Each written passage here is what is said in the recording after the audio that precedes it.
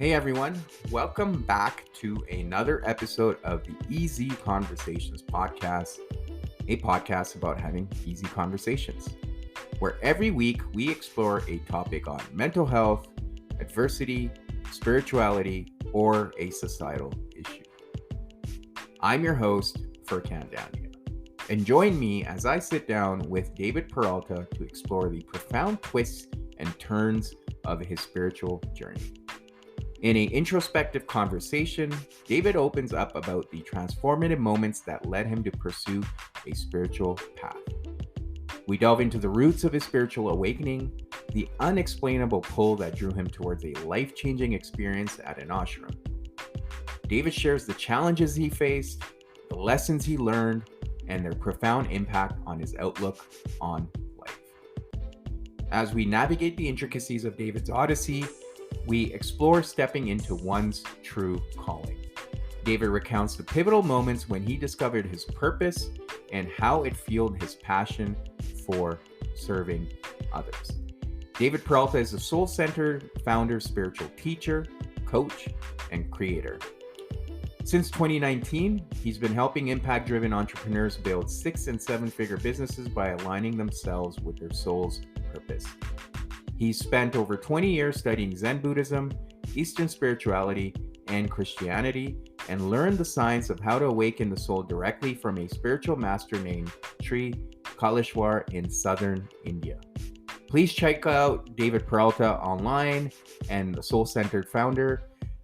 And please leave a review or a comment at the end of the episode. I would truly appreciate it.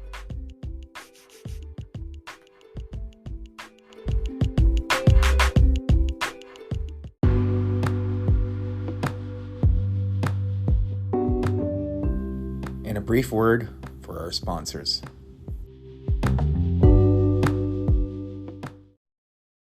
Today's episode is also sponsored by BetterHelp.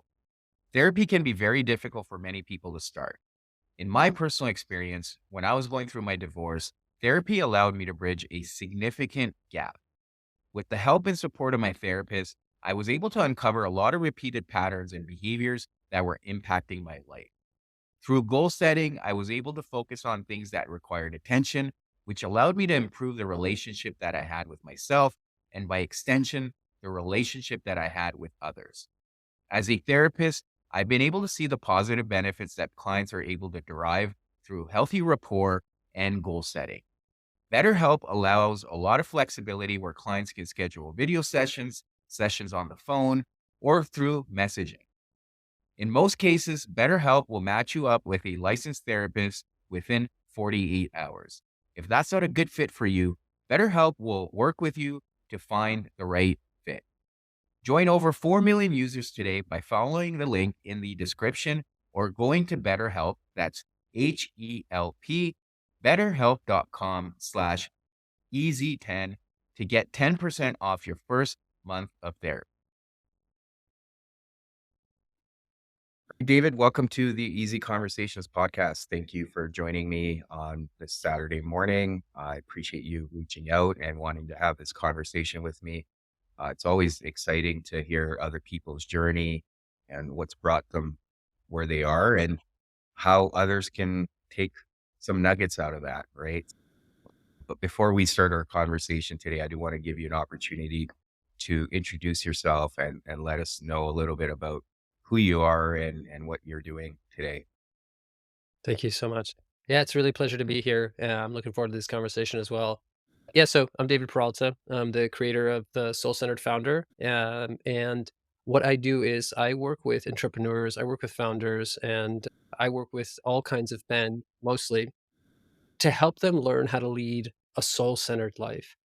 Mhm. And what that really means is learning how to live from the essence of who they are and then discovering how success can flow when they're aligned with who they truly are, as opposed with who they think they are, what they think they're supposed to do to achieve Mhm. success, and achieving a success that comes from the inside out.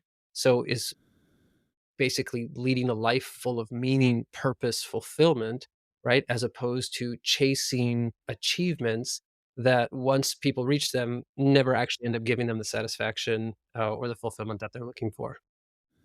And that's amazing. And there's obviously we're probably gonna have to unpack a lot of that because what I'm hearing from you and what I resonate with is finding that sense of fulfillment internally rather than seeking it externally. And that's what you're saying is what provides a lot of meaning and purpose for people. But unfortunately, when we're children, we're impressionable and we get conditioned based on the environment that we grow up in and society at large. First question I would ask is how do people disconnect that conditioning and perhaps maybe shedding light on your own experiences and how that brought you to where you are today and helping others in this space? I would say that probably the first step is becoming aware that there is conditioning, and oftentimes that comes through an awareness that, "Wait a minute, like, I'm doing everything that I'm supposed to be doing, but my life is not where I'd like it to be. I don't feel I'm at I'm where I imagined myself to be at this point in life." That's the first step because basically what it means is I followed all of this that I'm supposed to be doing and look at where it's led me. And so in my personal story, that happened for me when I was 20 years old. Mhm. And I had done everything that I was supposed to do. I had checked all the boxes, but all the boxes that had been given to me by society. But the thing is, I didn't realize that. Of course, that's the thing about Mhm. conditioning is that it gets so internalized that we don't even realize that we've been conditioned. And so I just took it upon myself that I'm supposed to get good grades, get into a good school, get a job, and do all of those things. And my sophomore year in college, I was already at a point where I'd done all that. I'm doing really good externally. I'm doing really good work in the university, getting really good praise. So I've done everything I'm supposed to do. Why am I so depressed? Mhm. Why am I so unhappy? Mhm. Why do I not have more of why do I feel so dead inside? And so when I realized that that was the first step for me to start to realize, okay, something's not right here. And my friends were also feeling not the same extent, but they were also just ready for something different. And so we Right. decided to take a road trip across the country. And when we were on the East Coast, they stayed behind because that's where they were from. And there was a moment where I was driving from New York all the way back to California. And I was driving through the Green Mountains of Vermont. And as I was driving through there, I was feeling all of this weight of everything that I was Right. supposed to be doing, right? I have to go back to school. I have to finish this. I have to go back to this life that is not working for me. And in that moment, there was this clarity that I don't have to do any of that. I've chosen to do that, but I've chosen to do it unconsciously. And I can actually choose to do anything that I want. And in that moment, this weight lifted off of me. And I felt for the first time that inside of me, there was a voice. There was some clarity. There was an intuitive feeling that I recognized that's my inner guidance. Mhm. That's what I had disconnected from, right? That's what I had lost touch with. I didn't realize it at the time, but later on I realized like that was the beginning stages of me getting in touch with my soul. And we all have this inner sense. Yeah, I have a very spiritual background. This is probably going to come out a little bit more as I talk more about my background. But we all have a part of us that is completely connected to every single other aspect of life. Yeah. And because of that connectedness, it expresses itself through us. And Mhm. when we learn how to reconnect to that and reawaken that part of us, then we learn how basically all of life is trying to express itself through us in this incredible, miraculous way. And it is going to do it through each one of us in a very different way. There's no Right. cookie cutter formula. There's no path. There's nobody else's path that we can follow. Even society's path that says this is what it takes to be successful. Nobody can follow that and feel successful unless they're following that inner guided path. So that was one of the first times that I started to get in touch with that. And that listening to that basically gave me the feeling. So I started to have intuitive senses, right? I Mhm. started to have felt senses of what felt right to me and what didn't feel right to me. And so I felt I'm not going to go back to school yet. I need to explore a life led by this voice and led by this guidance. Mhm. And so that's what I started to do. Yeah, that's very cool, and thank you for sharing that. A lot of it resonates for me, very similar to yourself. At some point, I realized that too, and what I'm hearing from you is I think it's that consciousness that we often lose sight of, right? And then as we become more conscious, then that intuitive sense kicks in. And to your point, that's what's coming through us. But I find because we've been conditioned and we're trying to emulate what society's been telling us and trying to follow other people's footsteps, because we all have a unique purpose and gift, it doesn't feel right. And Yeah. sometimes people mask that through various other forms, could be substance abuse, could be just living a, a, a life with masks. And it's tough, right? For a lot of people. I did that for many years, and it is still a bit of a dance, I find, because in the Carl Jung's explanation, you have to integrate that shadow. You can't Mhm. totally run away from it. So I find it a bit of a dance, still trying to be able to live in this world without being of it.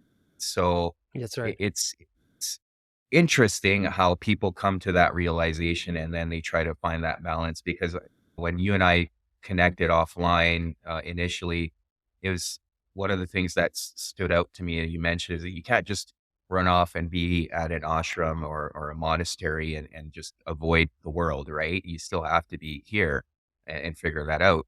So how have you been able to find that balance? That by running off to an ashram.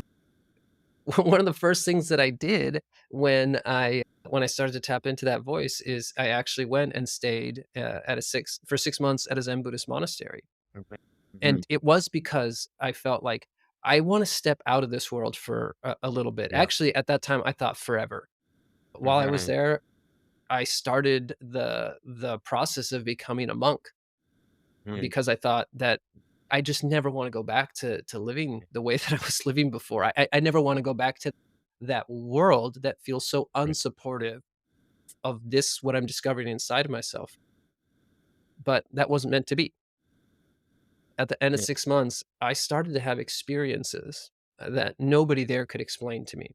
I Right. started to have awakenings that nobody there was able to help me understand.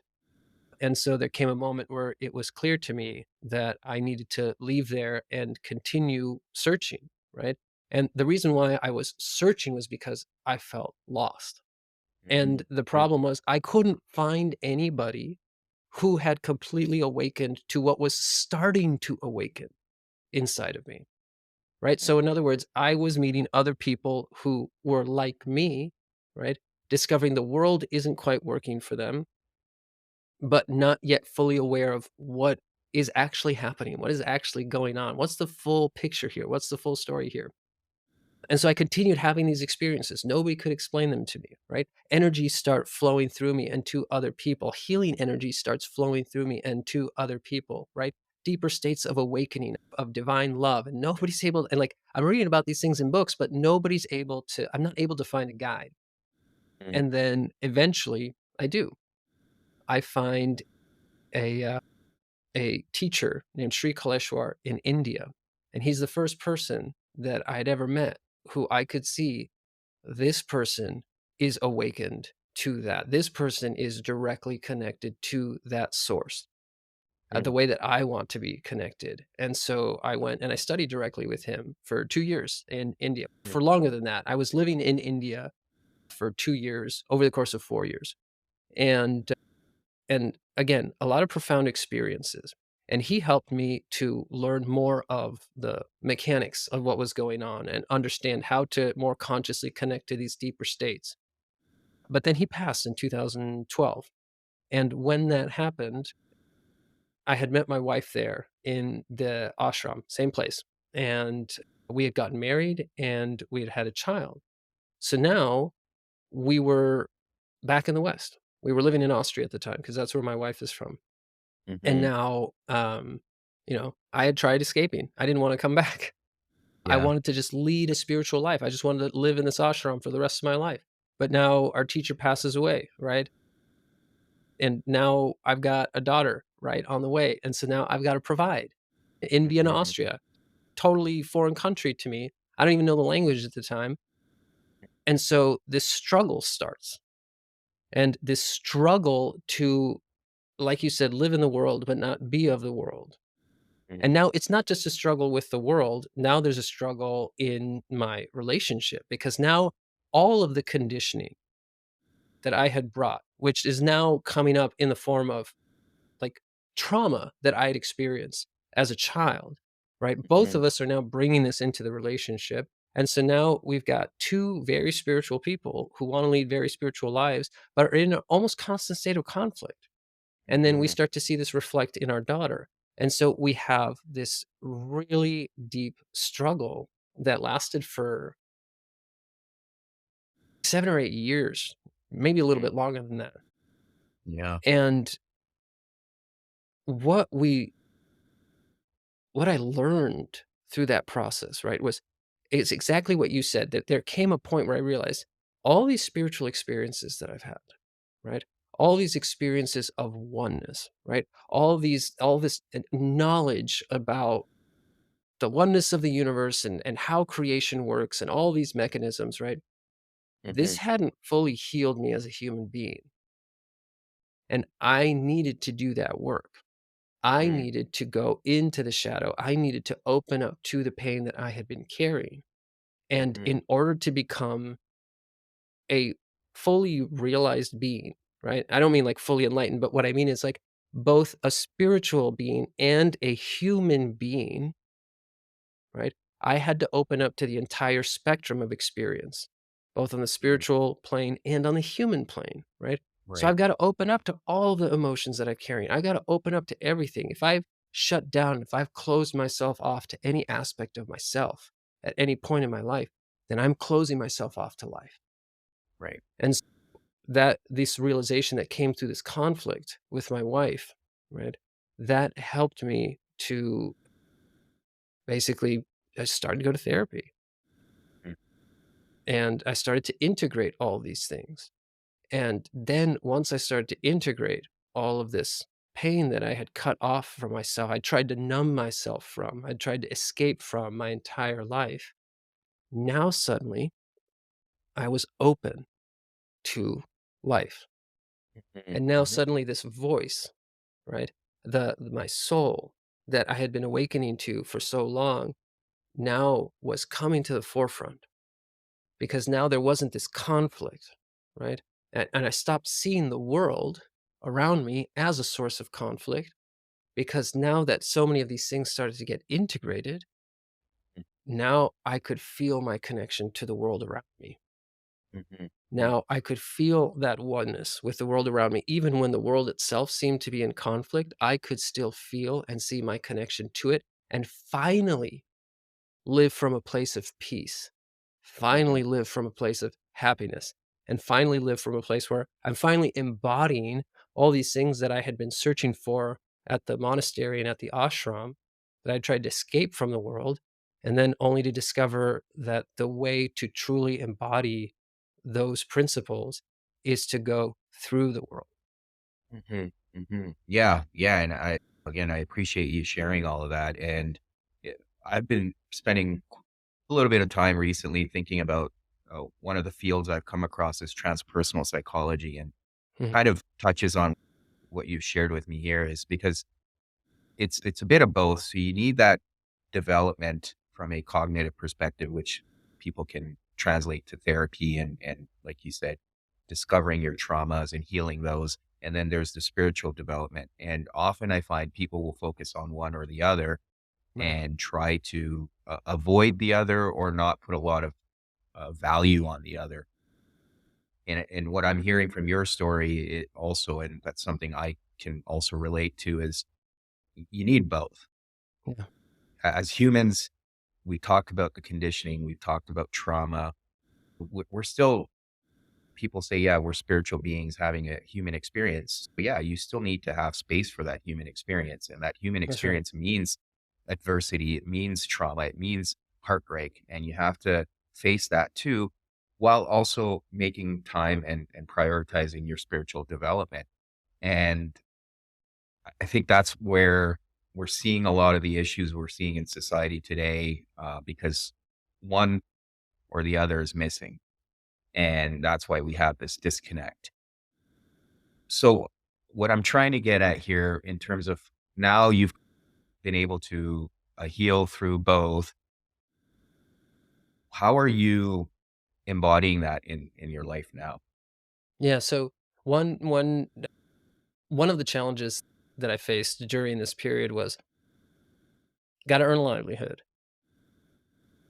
And so I found myself in content marketing. I'd actually gone to school for film production, but life took me in a different direction.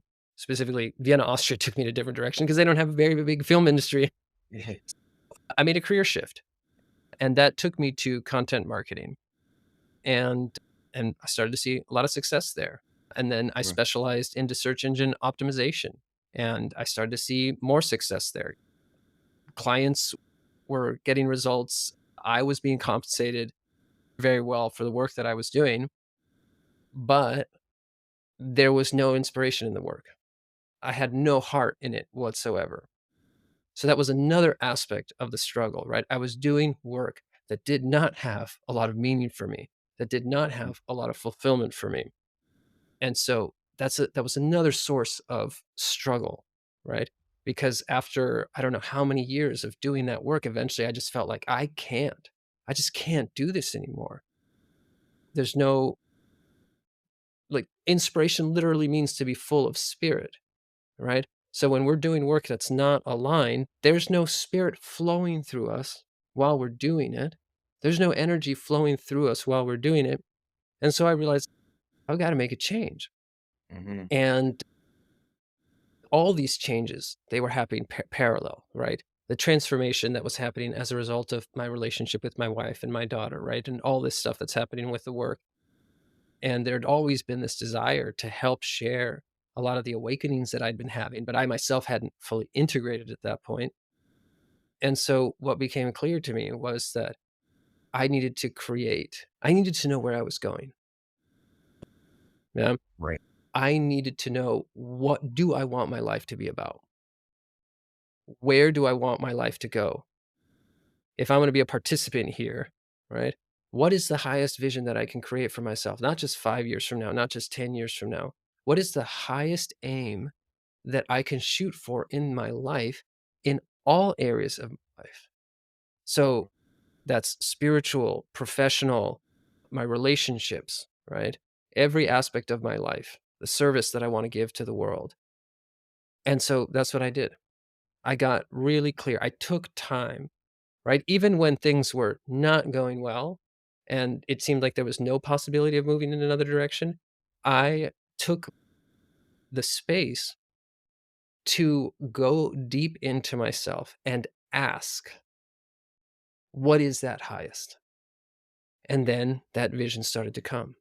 I started to see, this is the level of connection to God that I want to have, and not just to God, and to others, that connection to God through other people, right? So it's this interaction of that divine energy flowing through me and out into the world to that same divine energy inside of other people. In other words, once I start living from my soul, essentially there's this light and love that's reflecting from me all the time. And I want to live in a state where I see that light and love reflected in others all the time. And that's what provides everything. Living in Mm, that interaction, that's what opens me up to the possibilities of life. And that's what I want to experience with my wife. That's what I want to experience with my daughter. That's what I want to provide for others in this life.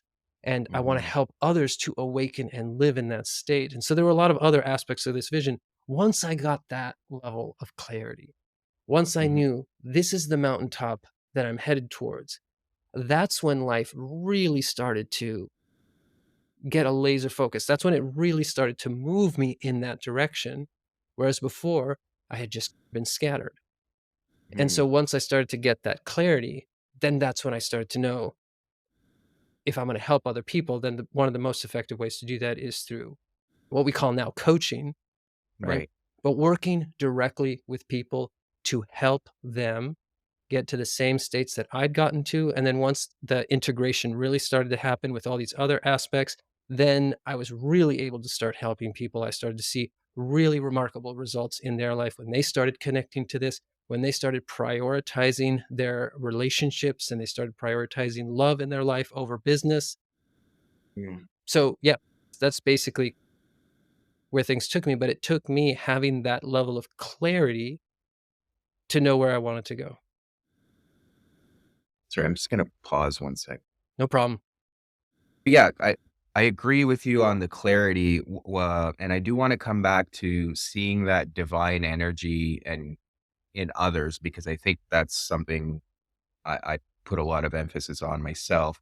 But before we go there, I do wanted to explore this other idea with you in terms of that inner voice and the intuition you touched on, and we briefly talked about.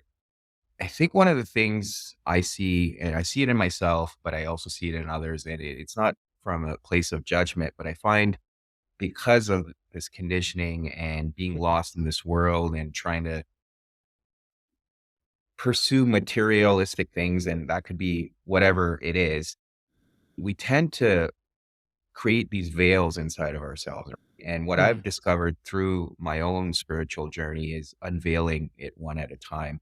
And mhm. the more you unveil, the stronger that voice gets and the more clarity you have.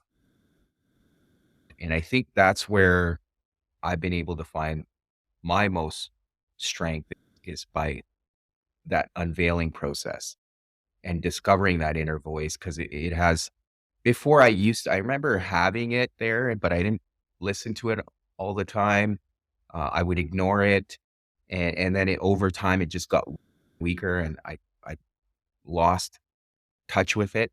But now through that process, as I've mentioned, it's come back, and it's so important, and sometimes I struggle to explain it because if you haven't really experienced it, it's hard to understand, I find at times, but that clarity is so powerful, right? And so many times you hear Rick Rubin talks about it in different ways. He calls it source.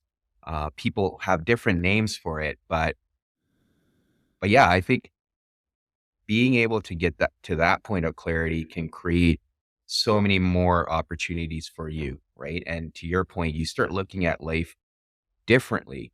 You have this vision, and that vision is not only for yourself, but it's for everyone, right? It could be Mm. family, could be friends, but society at large.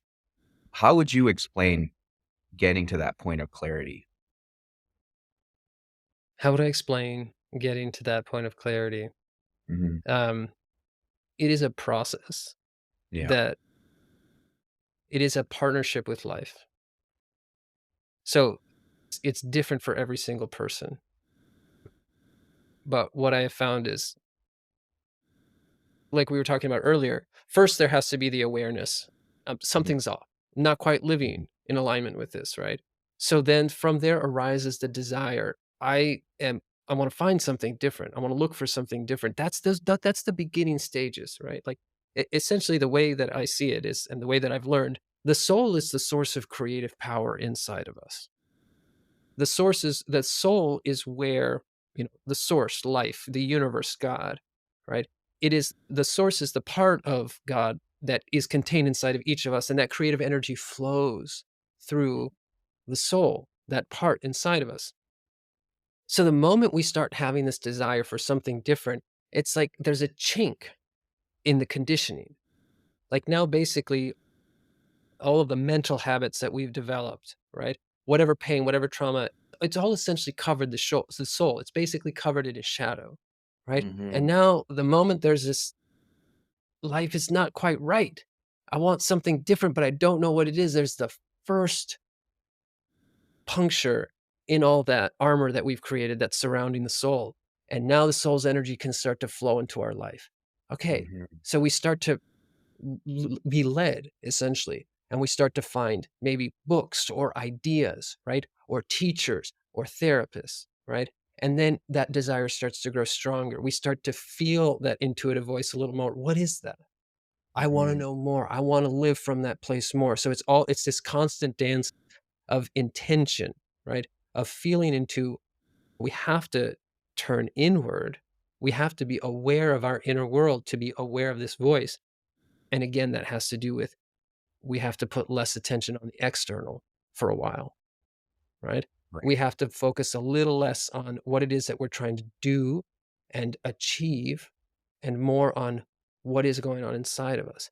And so then the soul can come up a little bit more and Mhm. lead us to the next step, the next teacher, right? The next bit of knowledge that's going to help us understand and integrate, right? Mhm. And the more we want this to happen, the more the soul is able to come up and work with Mhm. our mind, right? Because that's actually where we're operating from initially. We're operating from our mind. That's why we feel so lost, because the mind, without connection to the soul, is, I can't think of a good analogy, but it makes us blind, basically. We're totally Right. blind in this world, because then we only operate on a mental level as opposed to on this level of oneness with everything, which is the way that Mhm. we're meant to be operating. So it gets stronger. The soul gets Right. stronger. The armor gets weaker.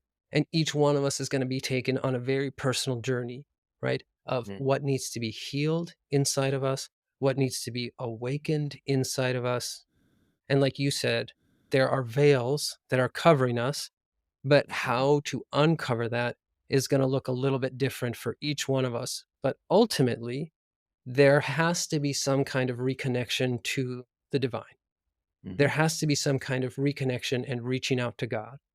However, people want to think about God, whatever terms that they want to use, at some point there has to be a recognition of, oh, that is the source.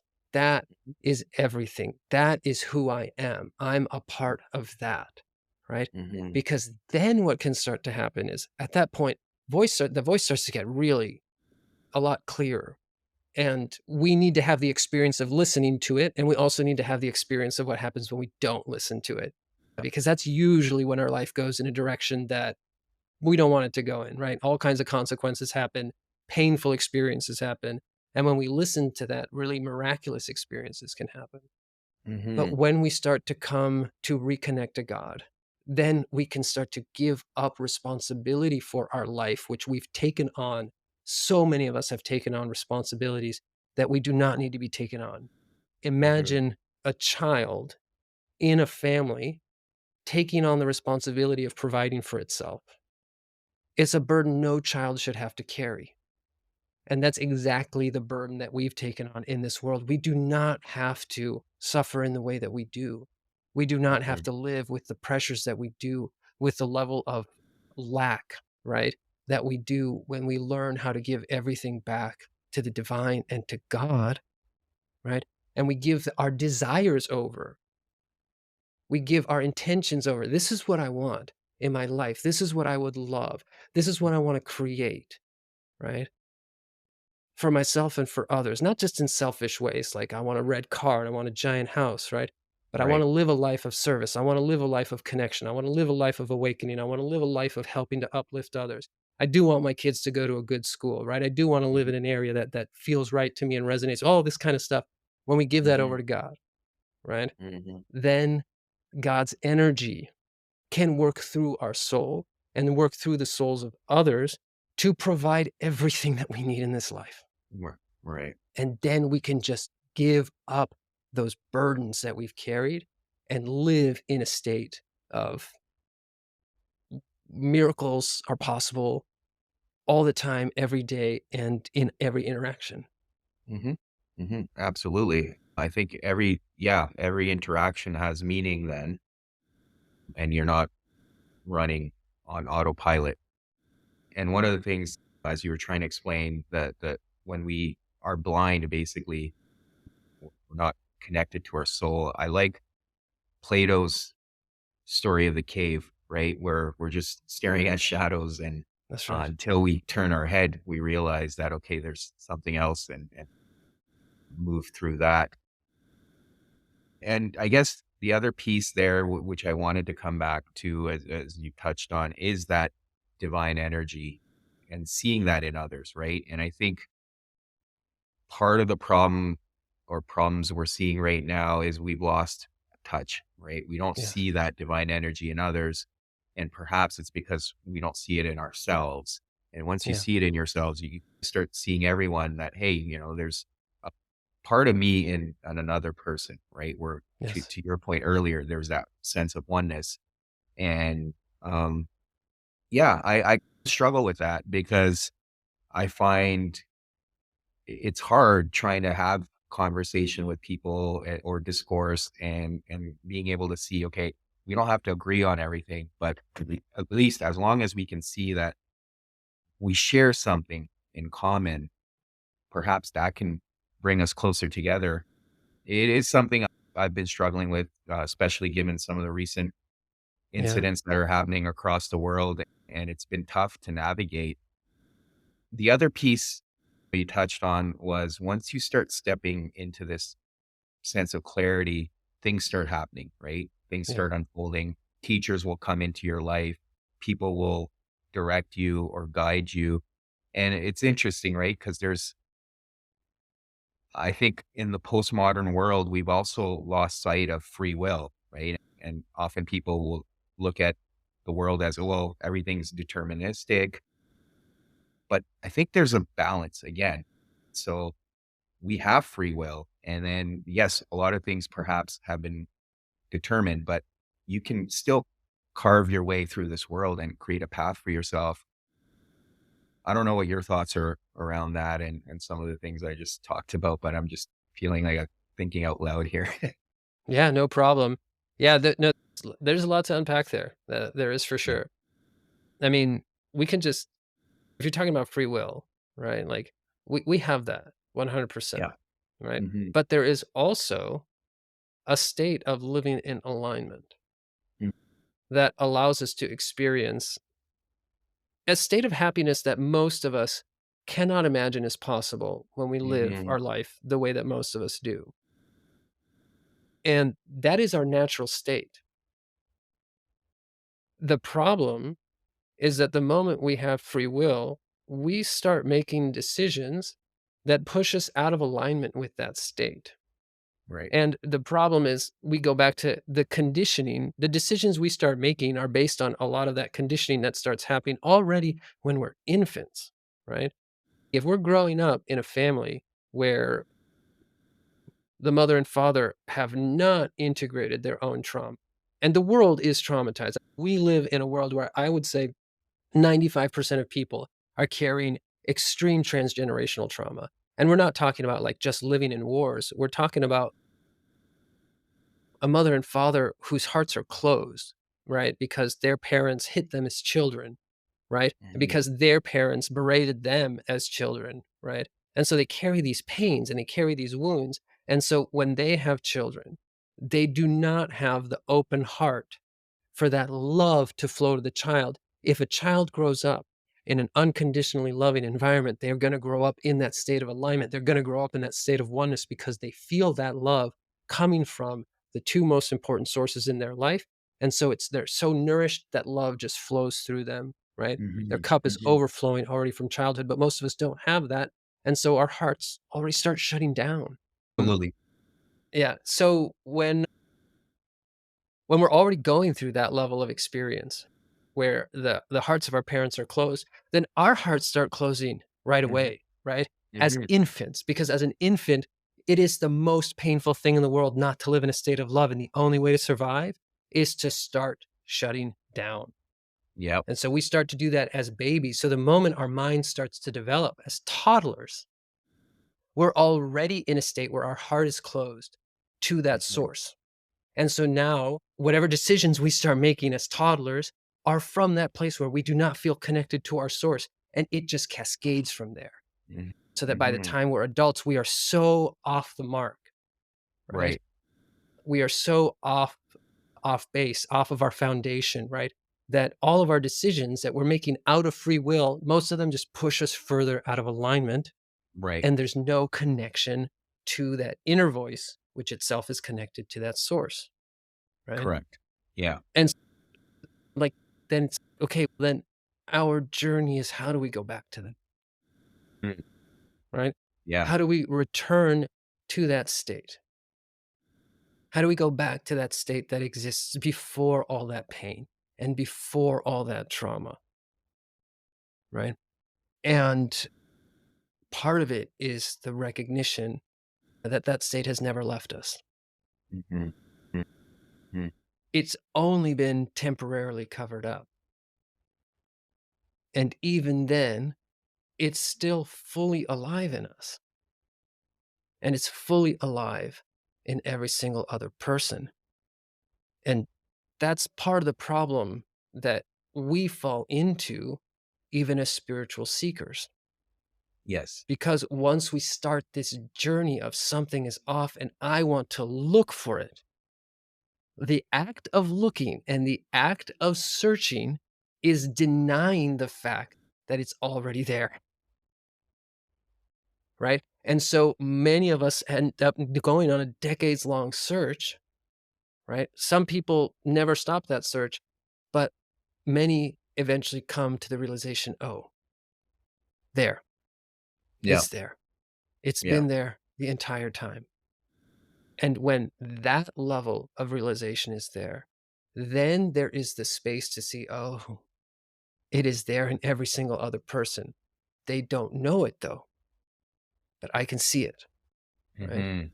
Mm. And that teacher that I had in India, he was able to see that and he was able to operate from that place where Right. he knew who he was and he was able to see that in others. And then it doesn't matter what people come at us with. If they're coming at us with love, then that love is flowing. If they come at us attacking us, then we can still see, I still see that in you and I are one. And then a response can arise, right? Like then we'll know how to respond to that person. Like, hey, no, you do not have the right to attack me. Like I'm going to take the Mm. steps that I need to make sure that you don't harm me. Mhm. So it's not just about necessarily being completely passive, Right. but if we find ourselves in conflict with somebody, like we might be able to see that light in a peaceful situation, but when somebody comes at us from a place of conflict, if we struggle and we react to that conflict, it means somewhere there's still conflict inside of us. Mhm. Mhm. Somewhere there's still a shadow that the moment something comes to attack us, then that shadow is still covering a little bit. And Right. so anytime we struggle with staying connected to that light, either in ourselves or in others, it means there's something still that needs to be healed, processed, integrated, whatever it is.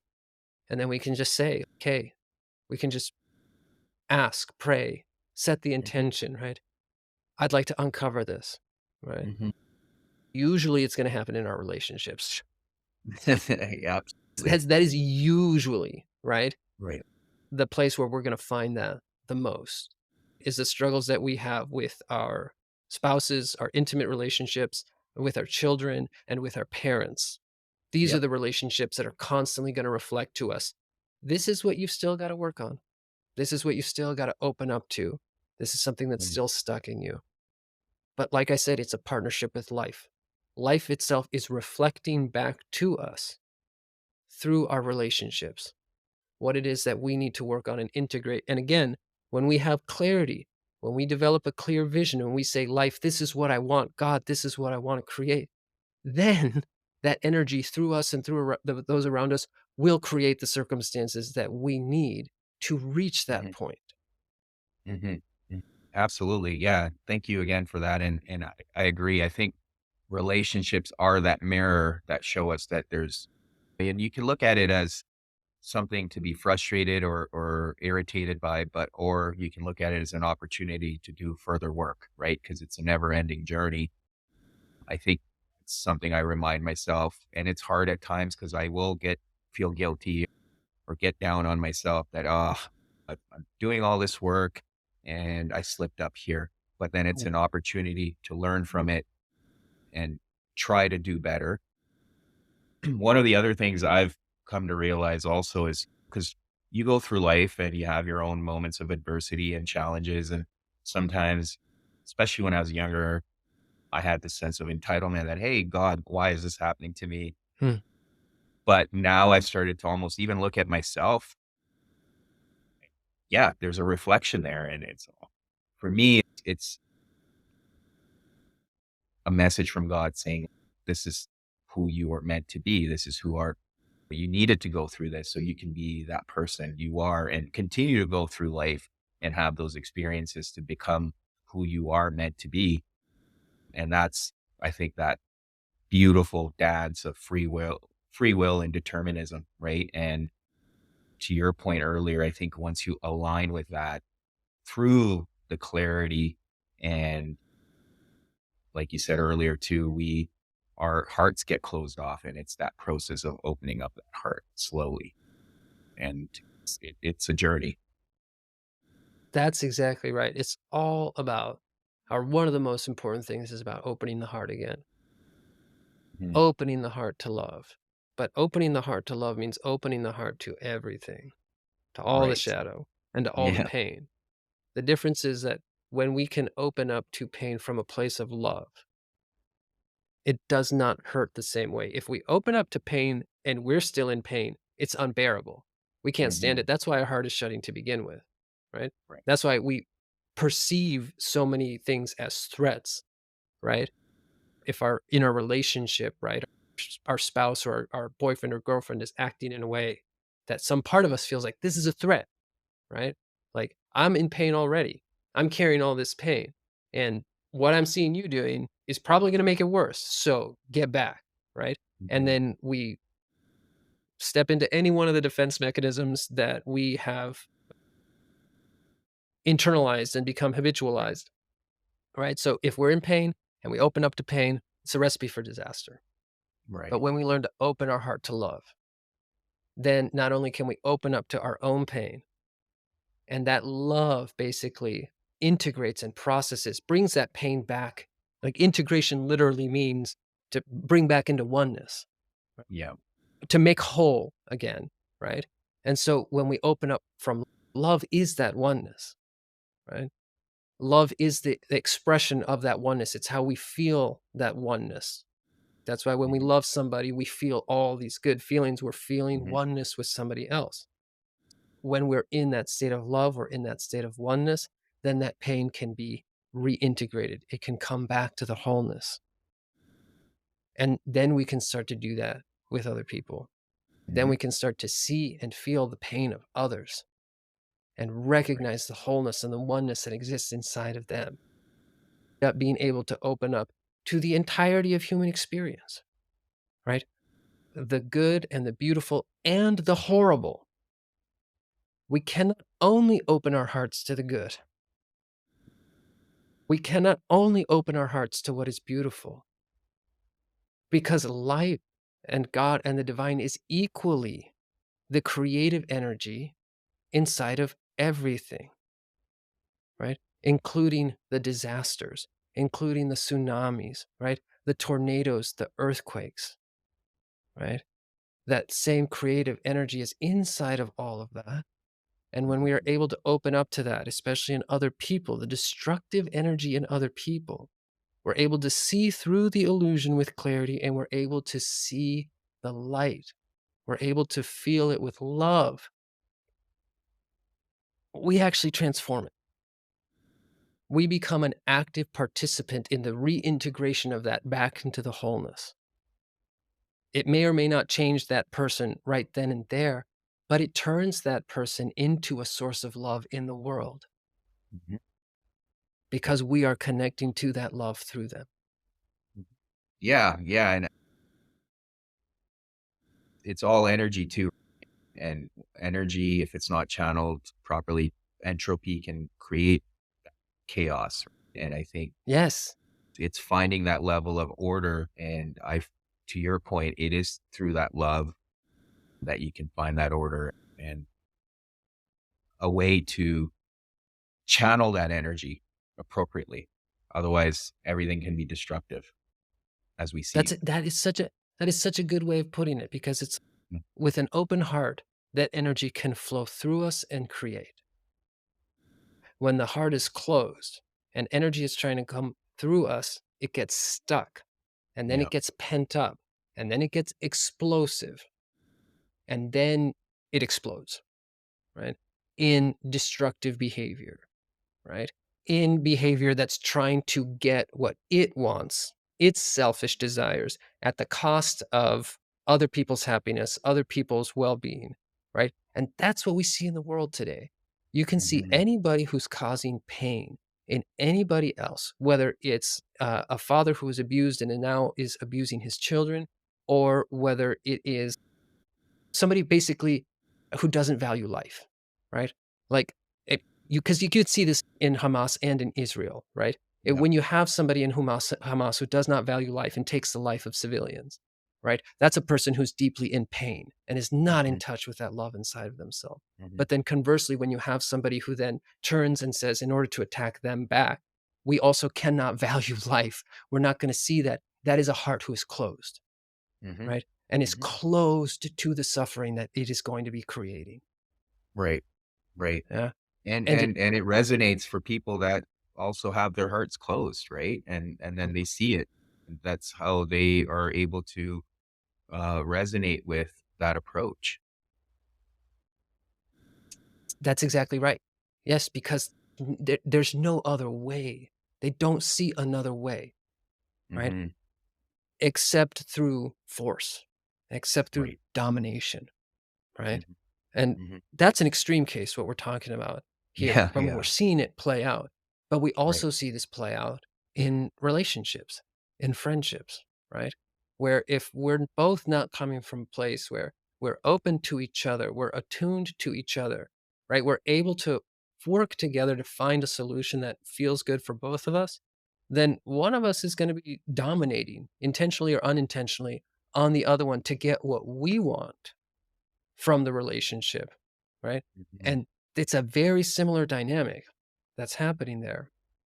And ultimately, the way through that is the prioritization of love. And I'm not Hmm. talking about some abstract notion of Right. love, right? It is the very real love that flows through our hearts, right? It flows from God, it flows from the divine to us, and then flows through us to others. And the problem that a lot of us have, and if we're not in war, if we're just like trying to live our lives and make a living, part of the problem that we have is that when we're not feeling that love, then we prioritize the external. In other words, Hmm. we prioritize, men have this problem significantly. We Yeah. prioritize, we've got to make money. Mhm. We have to provide for our families. And then there's all kinds of other things that come into play, status, achievement, right? Like I want to reach the highest level of approval from external sources that I can get. And the higher I go up the ladder, the more that approval is going to be solidified in the world around me. So we pursue all these things at the expense of our relationships, because Mhm. we think that if we succeed in that outer world, if we provide, if we get to the level that we need to, then and only then will there be space for us to focus on our family, for us to focus on our relationships, for us to focus on our own happiness. Happiness will come then, right? At Mhm. some point in the future. Right. But Right. it's that seeking mentality of looking for something outside of us in that way that is constantly pushing it away. And what I Absolutely. have found is that when I turned that upside down and when I started to prioritize my relationships, when I started to prioritize the hearts of the people around me, that's when a level of success started to flow into my life that I could not have created on my own, where Mhm. opportunities and new levels of income started to come into my life, right? Where the intentions that I had started to manifest in ways that had not been possible before. because I prioritized love, because I prioritized the hearts around me. And like, practically speaking, that just very often looked like giving my wife the space that she needed. When she would ask me, I'm not feeling so good. Can you take the kids to school this morning? It's a half-hour drive for us where we live. So it's a big chunk of my day.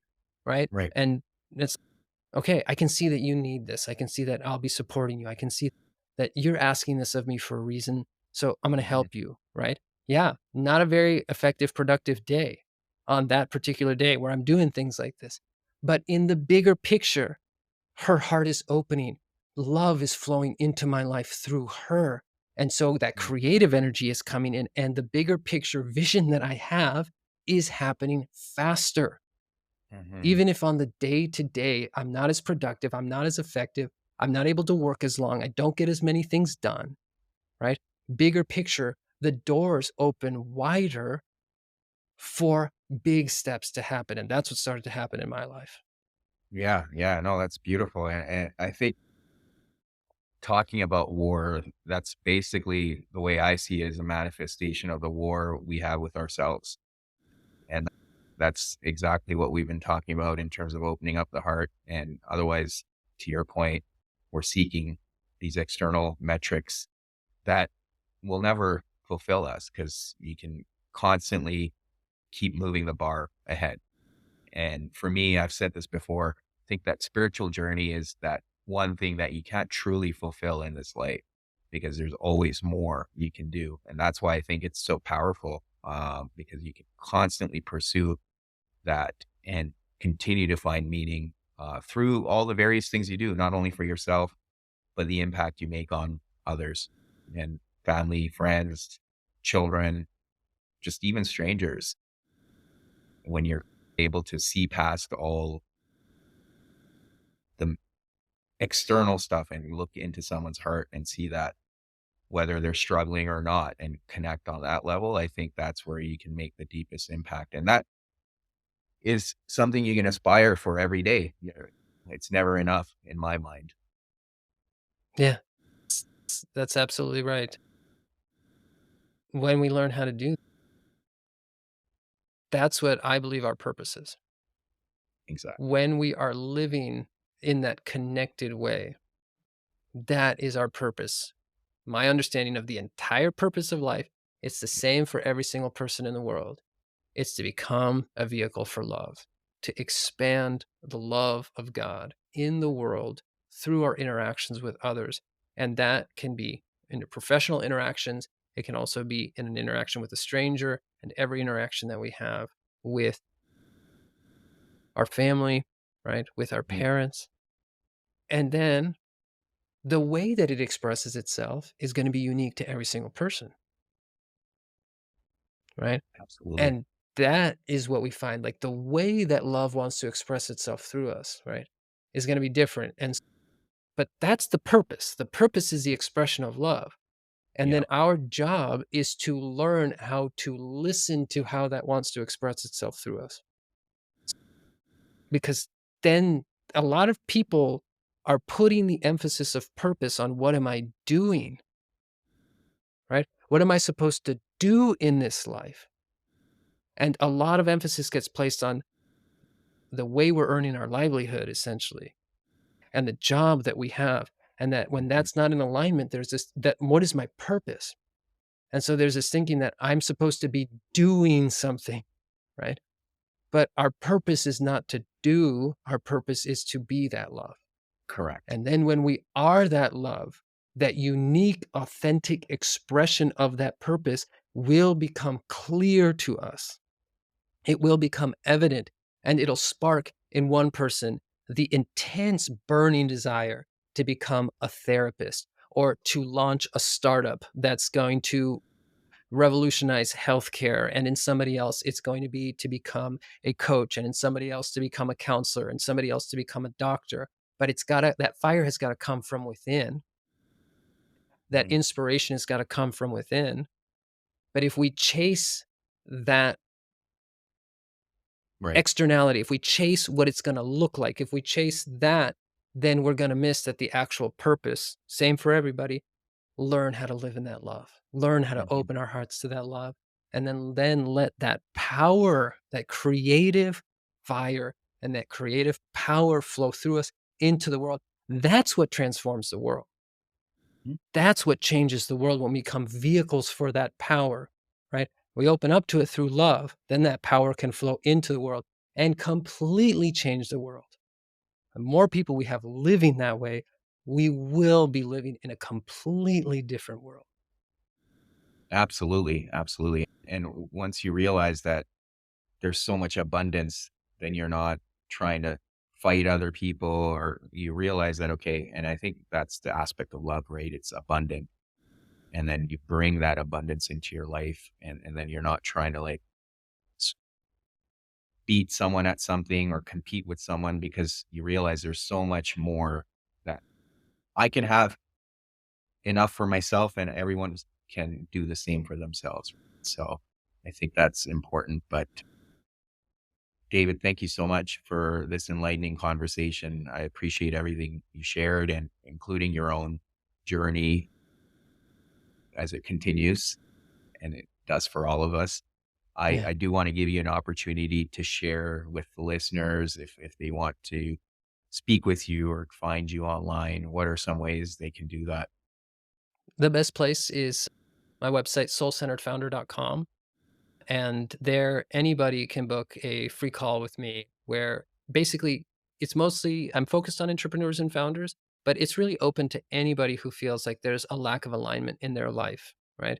And there's feeling that something's off. They're not quite living the life that they've envisioned for themselves. I'm open to talk to anybody who wants to reach out and have a conversation about that.